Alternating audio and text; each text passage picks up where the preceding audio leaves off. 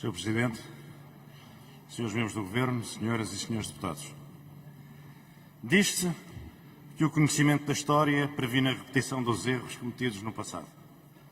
Mas não é nada garantido que o conhecimento da história por si só nos poupe à repetição e ao erro. Há algo, no entanto, que só o conhecimento histórico, sem dúvida alguma, permite.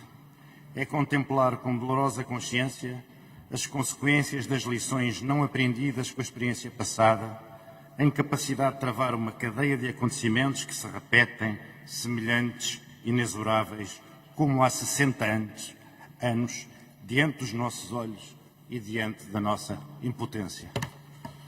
A invasão da Ucrânia, desencadeada há um ano e ainda em curso, confronta-nos com essa responsabilidade perante a história e perante a experiência passada.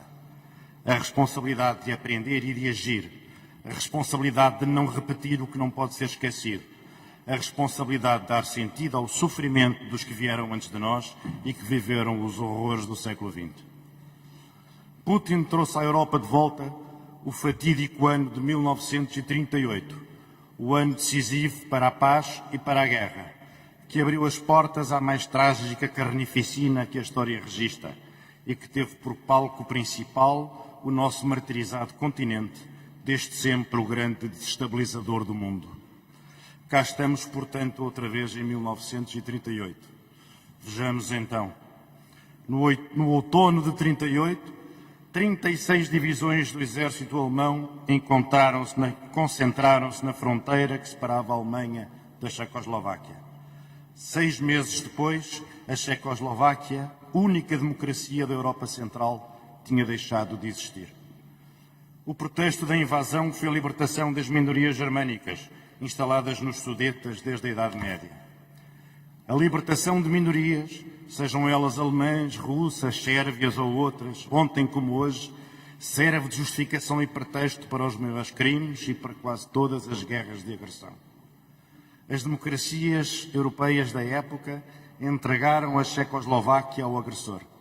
Julgavam assim servir a causa da paz, sacrificando quem queria defender-se e lutar pelo seu direito a existir.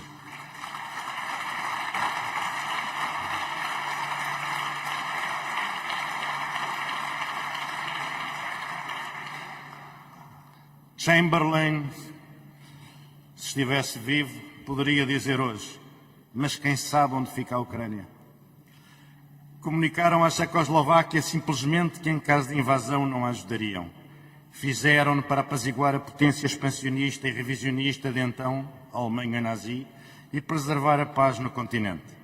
O resultado foi a reversão da ordem internacional pela força e uma guerra inimaginável, uma guerra de conquista, uma guerra anacrónica, uma guerra ao estilo de Gengis Khan.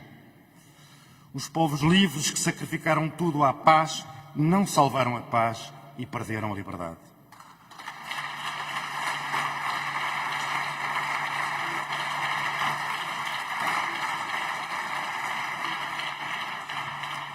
Aprendemos e temos o dever de não esquecer.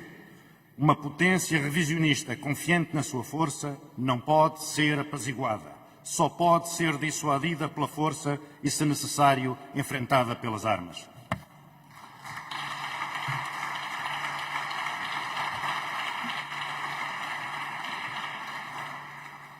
As pombas da paz de um ano volvido sobre a invasão da Ucrânia gemem pelo compromisso a todo custo, escolheram ignorar a história. Fazem-no por ingenuidade, ódio persistente ao Ocidente, o revanchismo contra as democracias liberais, os regimes que saíram triunfantes da desordem do século XX. Se a coragem e o sacrifício do povo ucraniano, bem como o apoio do Ocidente, fraquejarem e a atual situação no terreno congelar de facto, ainda que não de direito, a Ucrânia como nação livre perecerá como a Checoslováquia pereceu. Uma Rússia que se estenda das portas de Odessa aos confins do Donbass guardará as chaves de uma Ucrânia indefesa e praticamente inviável. Uma paz cujos termos sejam ditados pela Rússia de Putin será sempre uma paz provisória, uma paz que não valerá o papel em que for assinada, uma paz que apenas adiará o fatal desaparecimento da Ucrânia como Estado soberano.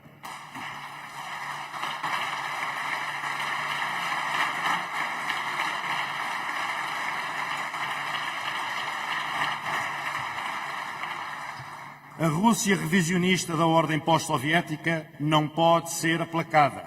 A Geórgia e a Crimeia dão disso testemunho. A Rússia, por ser mais forte que os seus vizinhos, como sempre foi e continuará a ser, desde o desmoronamento dos impérios centrais em 1918, não goza de nenhum direito sagrado de conquista, expansão e engrandecimento. Não tem direito a russificar pela força os seus vizinhos, por via da anexação ou por via da satelização, negando-lhes a plena soberania reconhecida a todos os Estados pela Carta das Nações Unidas. O futuro da Ucrânia não será o de um Estado tampão, em nome das velhas esferas de influência ditadas pelas políticas de poder do passado. O destino da Ucrânia não é oferecer profundidade estratégica à Rússia contra inimigos imaginários do Ocidente. Assim como a Europa, ao contrário do que pensa Putin, não é um mosaico de Estados vassalos dos Estados Unidos.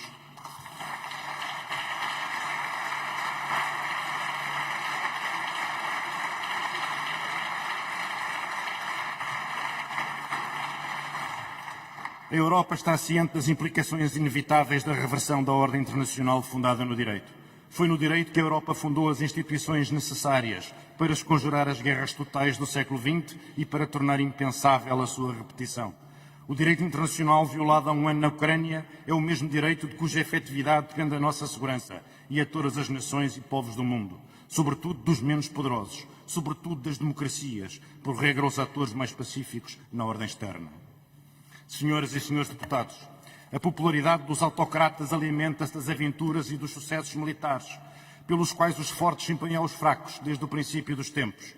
As aventuras bélicas e as guerras de agressão são o remédio histórico dos autocratas para lidarem com o seu déficit originário de legitimidade. Buscam uma legitimidade pelos resultados, já que não pelo direito, incendiando as paixões da multidão, ressuscitando um sentimento doentio de grandeza nacional, que se alimenta da humilhação e do domínio sobre os povos, do roubo dos seus territórios e do saque dos seus recursos.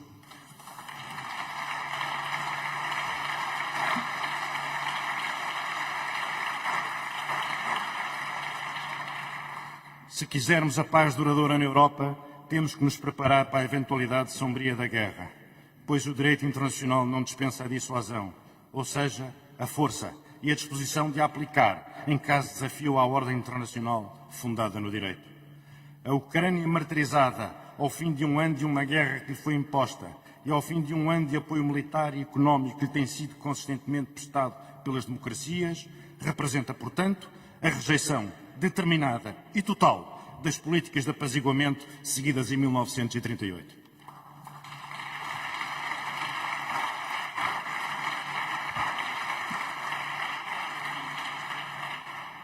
Pois o apaziguamento dos fortes, dos revisionistas e dos conquistadores é um exercício fútil, cujo fracasso inexorável é um dado da história. De uma Ucrânia avassalada e submetida, sairia uma nova corrida aos armamentos, o fim das Nações Unidas, que seguiria o destino da Sociedade das Nações, bem como a ruína da ordem internacional pós-45, muito imperfeita, mas fundada no direito. Temos que aceitar os sacrifícios necessários hoje para poupar aos nossos filhos os sacrifícios muito piores de amanhã. Temos o dever de combater a lei da força, imposta sobre a letra declarada morta da Carta das Nações Unidas. Se queres a paz, prepara-te para a guerra, preveniu o general romano Vegécios há 2000 anos. Foi a primeira formulação da doutrina da dissuasão. A paz armada é a única viável num mundo anárquico, refratário ao direito e eternamente ameaçado pelos instintos mais vios do homem, hoje como no tempo de Roma. Hoje falamos de segurança coletiva, a mais importante condição da paz, sem a qual a guerra apenas espera a sua oportunidade. Putin afirmou que a guerra da Ucrânia tem 1 ano, sendo que as guerras de Pedro o Grande duraram mais de 20. É lastimável que aqueles que vacilam, aqueles que fazem contas, que professam a paz a todo custo, não percebam que têm pela frente um homem com a mentalidade do século XVIII e com outra relação com o tempo histórico.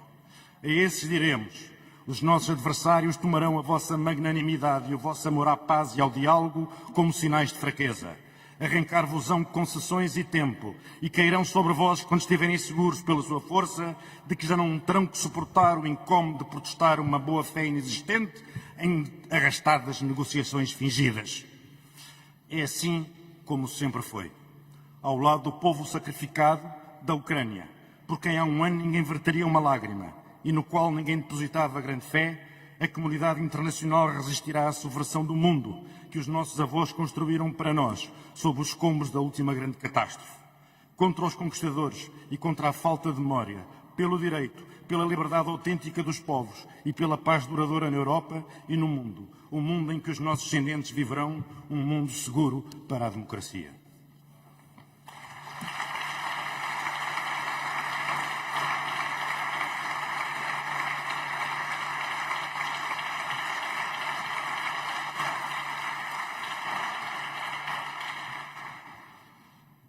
Há 40 anos, Mitterrand, confrontado com manifestações falsamente ingênuas pela paz e pelo desarmamento, em tempos de Guerra Fria, disse o seguinte: verifique que os pacifistas estão todos no Ocidente e os mísseis no Leste.